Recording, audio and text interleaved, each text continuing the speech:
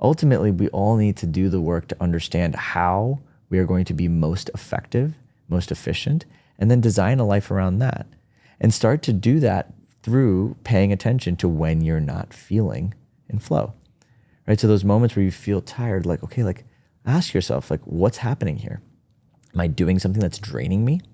Okay, great. If you're doing something that's draining you, amazing. What perspective shift can you employ or deploy in those moments to transform what you are experiencing into a joy? Welcome to the Stay Grounded podcast. I'm your host, Raj Jana, co-founder at Liberate, and it's my mission to help you become the most grounded, loving, and authentic version of yourself that you can be. Each week, I interview guests in the fields of mindset, spirituality, and emotional well-being. My brilliant guests share their tools, tips, and unique perspectives to help you develop the skills you need to show up for the people that matter most in your life. Now let's dive in.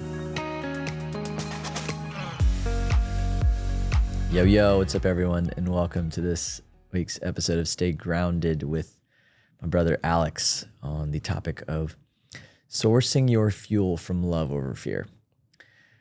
Over the years, I have discovered that it takes way more energy to run from something as opposed to feeling pulled by a vision. When we are running from our fears, when we are fueled by scarcity, when we are really operating from a construct that's limited and it feels like we're dragging our feet and we have to do this and we must be this way, it creates tension on the system. But when we can unravel from that programming and when we can align with a more authentic way of being that is in more congruence with love, there's infinite energy and there's no burnout and there's just access to so much more potential, creativity, connection, inspiration, and so much more. So in this week's episode, we really dive into what it takes to actually go from being fueled by fear to being pulled by love, and being inspired by love, and being able to access that source of love anytime you want. It was a short conversation, but an important one because it's something I've been thinking about a lot, especially over the years as I now am still working more than I've ever been working, but I feel less burned out, less disconnected, more in alignment and flow than I ever have as well. And it's not that the nature of my challenges are different. I still have tremendous levels of responsibility and challenge that I'm holding in my entrepreneurial world, in my business world. But there's a deeper source that I'm coming from. And that's ultimately what I want to inspire for you. So I hope you enjoy this conversation. And without further ado, here is Alex and I talking about how to source your power from love over fear. Enjoy. Alex. Hey, Raj. Yeah, buddy. We're back. We're back. Back at it.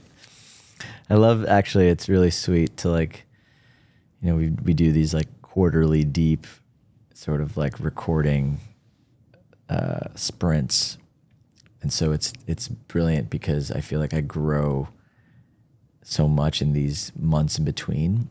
And so when we capture these time capsules, you're like, whoa, what's flowing through, what's alive, and it's really beautiful because it's kind of like when I was doing my monthly reflections so consistently, but it's actually nicer for me to have a deeper, more space to let all of the reflections integrate so that whatever comes through is actually a digestion of multiple concepts. And it's the spaciousness is supporting even better revelations. Mm-hmm. And that's been really powerful for me. And so I'm excited to be here with you and to dive deep. Yeah, me too. And I feel my energy changes between these as well. And so it's cool to the last time we did this was 3 months ago. It doesn't feel like 3 months ago, but it was. And so it's really cool to see what comes up every time we meet, because it's not like we plan these out a year in advance. Show up, what's real to you right now, what's been real to you for the last 3 months, 4 months, and go. And I feel like what comes out of that is really cool conversation. Yeah, and I feel like I just got out of a really important portal, actually. I've been on this journey of actually shifting my life from one that was powered by fear into one that's pulled by love, right? And that's been a multi-year journey for me. And I'm realizing more and more, I feel like recently I really sat in reflection. I was like, wow, I feel like most of my life now is actually like, I don't feel exhausted or tired or like I'm working. It's like, even when I work a lot of hours, like I don't feel that way because I'm fueled by love. And so I think I'd love to maybe spend today just like diving deep into sort of like that idea and that concept of being fueled by love. Because I think most of us are actually fueled by our unconscious patterns. Most of us are fueled by fear-based belief systems. Most of us are fueled by conditions that we take on from society, from relationships, from culture, from religion, from our parents. And when we have all these external forces that are all rooted in some level of fear driving us in a direction that we may or may not have chosen, it makes sense that we burn out. It makes sense that we accumulate health challenges. It makes sense that we are getting tired and lethargic and we're constantly having trouble being able to stay above water because we're actually revving up against a set of constructs that aren't in full congruence and alignment with your total well-being.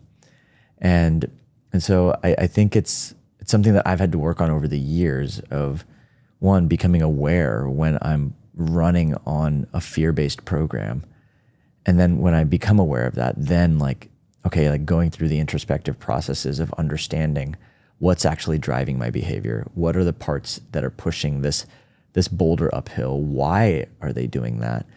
And then leaning into the deeper work to unravel those parts. And when I surrender into dissolution of those parts, ultimately where I land is love.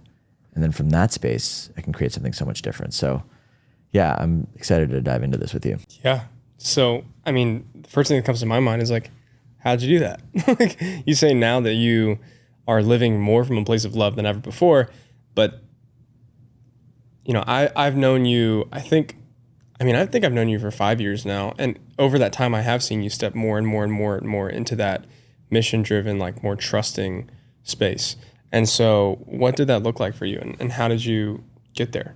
Yeah, I would say like, for me, my journey really began with, I had a psychedelic experience where I experienced, it was not a psychedelic, but maybe an entheogenic, but it was an MDMA-based experience where my heart opened. And that was the first time I actually felt like I had dropped into love. And I felt that feeling of love. But then when I went home, I went back into a house that was not that, right? This bliss, this amazing, this thing I was feeling inside of my body. And then I went back home and I wasn't feeling that. I was like, my relationship wasn't reflecting that. The work I was doing wasn't reflecting that. And so in the beginning, it became just from that awareness of like, oh, wow, like this is possible. And what I have is not that. And then the question of why.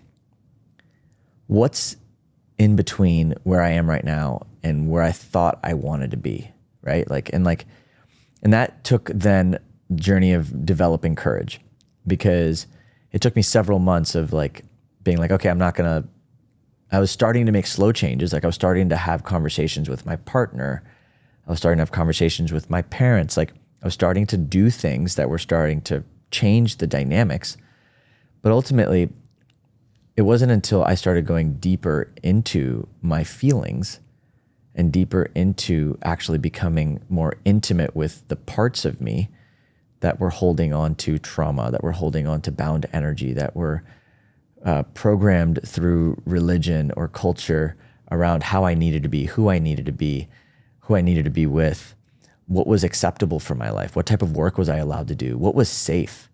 Like the first layer was looking at all the patterns around conditions from culture and from parents and from religion. That was like the first step, or culture and parents were the first step for me. Looking at all those patterns and looking at those parts and, using tools like parts work, being able to identify, okay, like I have this fear-based belief system that I need to show up a certain way in order to be loved. Okay, where did that come from? Okay, that came from this thing I learned from my mom or my dad. Okay, well, there are parts that are now active inside me. Can I hold those parts with loving compassion? Can I release some of the energy through tools like breath work or tools like meditation or tools like tapping? Can I learn to reframe and reparent myself and look at myself through the lens of parts So those are all things that I learned along the way. But I think when I really made the jump from going from a life that was fueled by fear to a one that was fueled by love is when I started looking at my relationship to the unknown. And when I started examining why I was trying to control so much, why I was trying to hold on to a narrative or something that I knew was the way I should have been. It wasn't until I really learned to let go and release control and learn to come into harmony with the way life is, when I learned to surrender, that's when I started really accessing a divine fuel source, a source of fuel that's not me. It comes from something so much bigger than me. It comes from nature. It comes from the interconnected way of all things. And that to me was, okay, like when I started learning to access that, and I learned to rest into that, that's when everything in my life really started expanding. And this was maybe 2 years ago. This was at the end of 2022. Up until then, I was doing a lot of processing. I was doing a lot of like mental work to try and unravel all these, and it was really important work, but it was almost like I needed to go through that to then get to this bigger stage of like, oh no, like if I just let go of who I think I am and I let God take over, or I let this higher consciousness take over, and I access a depth of soul that is so much bigger than Raj as a construct, then I start to access a deeper love, an unconditional love, a love that's so much, it's infinite. I don't have word, you can't put words to it, but that well is something that we can all access as human beings when we begin to get out of our own way. But it takes the courage, it takes curiosity, and it takes compassion, consistently practiced over time to really get out of your way, to be able to access this fuel source of love that is your birthright. Yeah. And I think it's interesting to look at how that works on a day-to-day basis. Like I'm in this abiding state of love, and then suddenly I'm not. And then I think it's like you find that what you're talking about, where your heart opened up and you feel that state, and you have to go back into your house. And I think once you know that exists, you're like, I got to get there. And so my experience has been the more that I know that space, the less time I am willing to be in the fear state. And that's a piece too, right? Like the tolerance window, like what your life is in direct proportion to what you tolerate. So if you want a better life, just tolerate less. Right. And so that was kind of what happened to me. Like I went into these experiences, I started experiencing love, and then I'd go back to life and I'd be like, wow, like, okay, like this doesn't match this. And through the knowing that there's something better, it then started the development of courage. And I think courage is a real important ingredient to living a life that is true and authentic to you. Because when you can embody courage, you are literally letting go of attachment. You are letting go of a way of doing something. You're letting go of a known path, and you're taking a chance on life. You're taking a chance on God. You're taking a chance on something so much bigger than you. And when you do that, you are accessing more of life. You're accessing more of this infinite game. That to me is a fuel source. That to me, this space in between has energy, and that energy can be found on the other side of fear. It's ultimately on the other side of fear. When we allow ourselves to jump to the other side, trusting that the grass is greener, and when you land there, all there is infinite fuel source. And so what if you shifted from this game of, oh my God, I'm trying to escape this life, to, wow, I'm really inspired by this new possibility. There are different energy sources. And I feel like when the first one feels like there's a running from versus it being pulled towards. And when you're pulled towards, it's infinite. So I think most of us live in that state of fear, but don't realize that we're in that state of fear. And it leads to a lot of things that are negative to the human experience. I don't know how else to put it. I know you've mentioned to me burnout. How do you think that manifests in someone who's just grinding? We're taught like, let's build the business or do the thing, and you just grind your way through it, and then eventually you get to the other side. Well, I want to say that like there's no substitute for hard work, right? Like I work probably more than anybody on the planet, but I'm not sourcing my energy from a space of fear. Therefore, I don't feel like I'm working that much. I don't feel like I'm burning out. It's like I'm more of a state of flow. And that's really what I'm speaking to in this conversation. Like you can choose in many ways, like you can look at it from two different frames, right? Like if you're pushed by fear, you're ultimately running from something. Think about the energy it takes to run from a tiger, to run from something that's going to get you. There's inherent like, oh my God. And it wreaks havoc on your system. But think about the opposite when you feel inspired to move towards something. When you're running towards a tiger. When you're running towards a tiger. Yeah, maybe. Or maybe when you're running towards ice cream. You're running towards ice cream versus running from something, right? It's like you're running towards this beautiful thing. And when we can, I'm not saying that fear isn't an incredible motivator. It can be something to get someone started. But I think over time, when we can start to really reframe it from like, hey, I got to run from this thing in order to, I can actually move towards this thing, right? It's like that to me is a really powerful way to create purpose. And purpose is alignment, right? When we create alignment with our unconscious patterns, when we take these fear-based patterns and turn them into love, and we point that in alignment with our heart's deepest desires, we don't experience burnout, we experience alignment. And that alignment is a gift. It's got medicinal potential. It's freaking huge on the system, right? Like, and so I feel this genuine, and purpose is a weird word. I don't love using the word purpose, but knowing why you are doing what you're doing, having a why that is more rooted in where you're going versus where you're coming from, to me is the message here. Because there's both the same, you're still doing the same thing, but the latter has such powerful potential to be an infinite source of energy versus something that's finite. Yeah. So tell me how you notice the contrast nowadays when you flip into that mode, and tell me how that comes about. Because to me, it seems like, okay, I'm in this love state of work where things are just flowing, but there's sometimes I reach a certain point where it tips over into like, okay, I'm drawing from the well right now and it's not refueling. Well, I think that's where I would offer an opportunity to slow down. Like we're not built to be these machines that just work 24 hours a day. Right? And knowing your system, human design is a really powerful tool that I use personally to understand like it's what started my journey of really looking at like, how do I work? Not like, what am I good at? It's more like, how do I deliver my greatest work in the world? And I realized as a projector, it's like, I need 50% of my time to not be in like grind mode. Doesn't mean I can't be thinking. Doesn't mean I can't be productive. It doesn't mean I can't be looking at things and like ideating and writing and being in that flow. But for me to be at my optimal performance, I need to have spaciousness to think and breathe.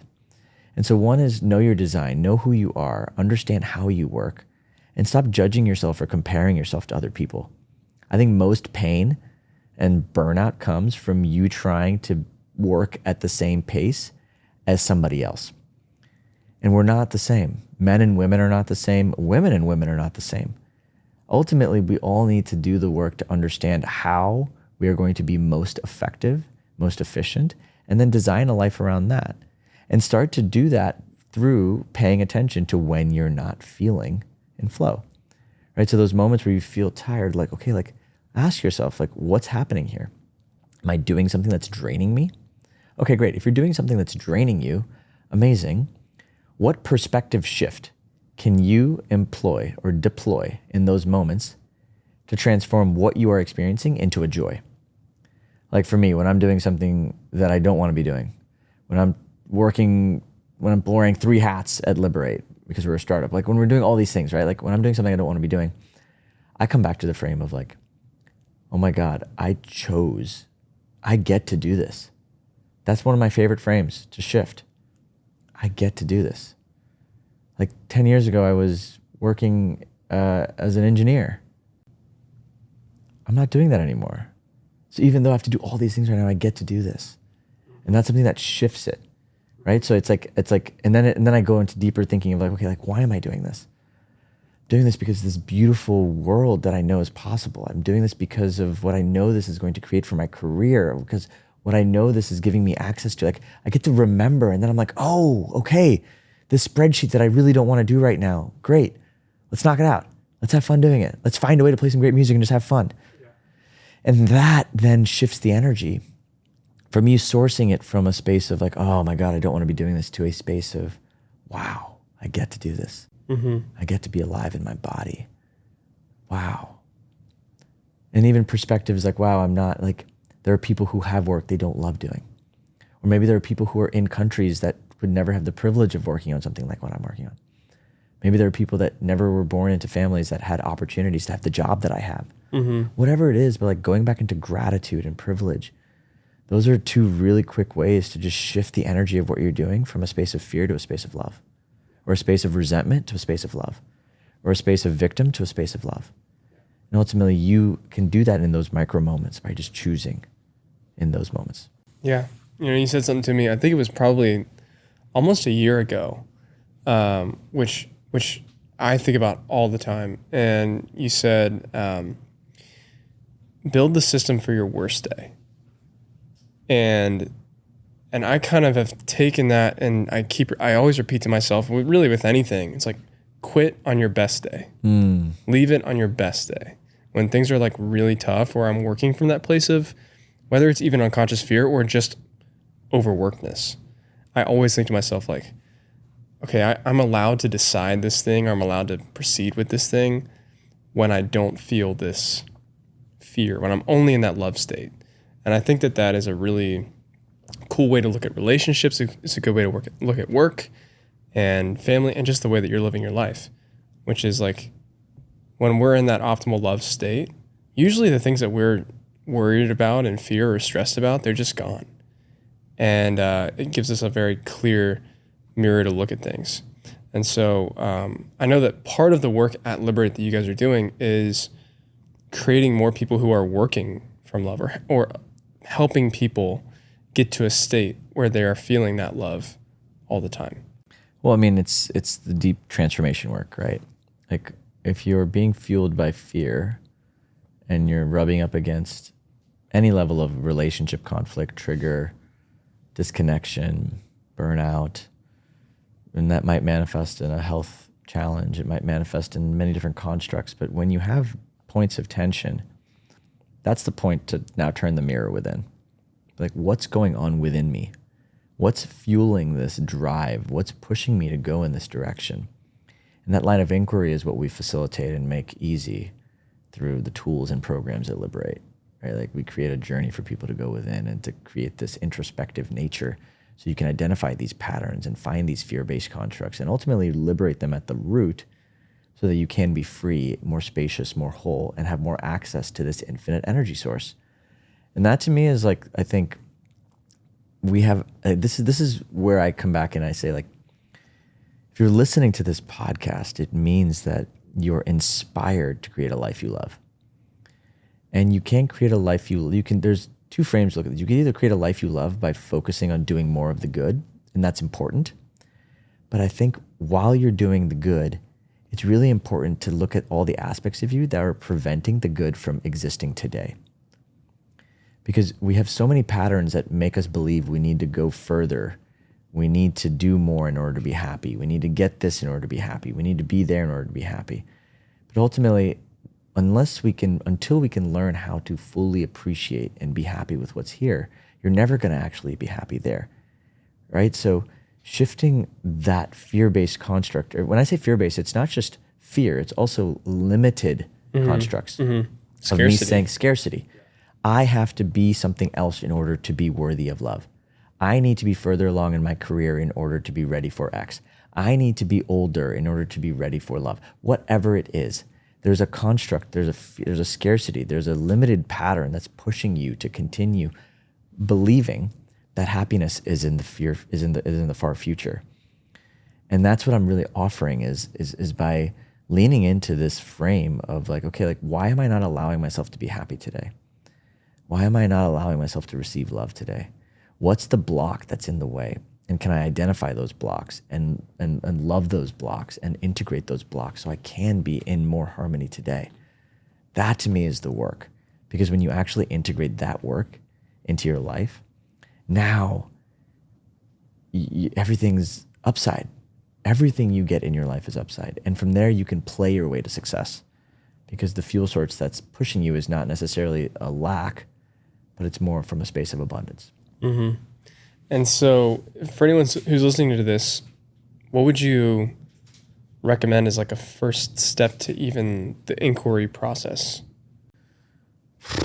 I mean, you're listening to this podcast, so that's one, right? Like step one, done. Yeah, and listen to more of the Stay Grounded podcast episodes, because this is like, the podcast episodes are designed to kind of break down all of the belief constructs, the limitations, the resistances to begin the work.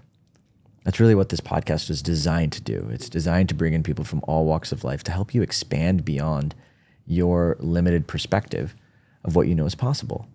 But once you have the courage and you've built the curiosity, the next step would be to lean into some level of inner work.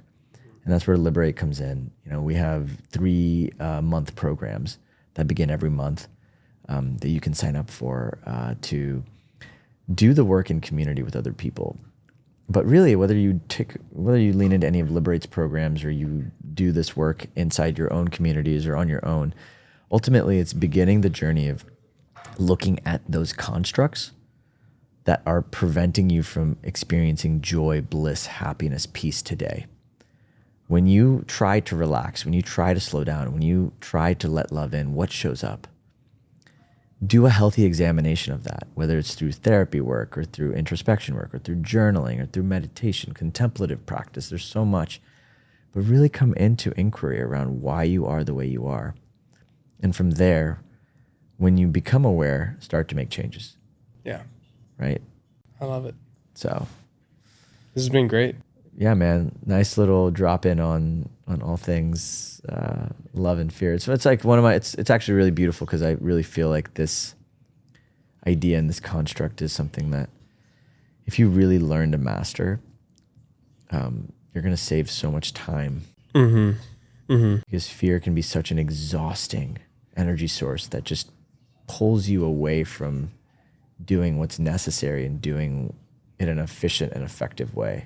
Yeah. But when you can really learn to source your inspiration from love and create from there, like I just feel like there's so much more that's possible, and you do much better work and you create such better art. And yeah, I'm really learning to access more of that for myself. So I'm glad that we were able to record this for everyone. Me too. Everybody, that's a wrap for this week's episode of Stay Grounded. I'm your host, Raj. This is your old friend, Alex. And from us, stay grounded. Chat soon. Bye. Thanks for tuning into this week's episode of Stay Grounded. No matter where you're from or what you're going through, I hope it helps you remember just how incredible you are and have always been. If you're on a path of emotional healing or self-discovery and would like to learn how Liberate can support your journey, head to www.rajana.com/liberate. That is LIBER8 to learn more about our current group programs and one-on-one offerings. I love you guys, and I'll see you next week.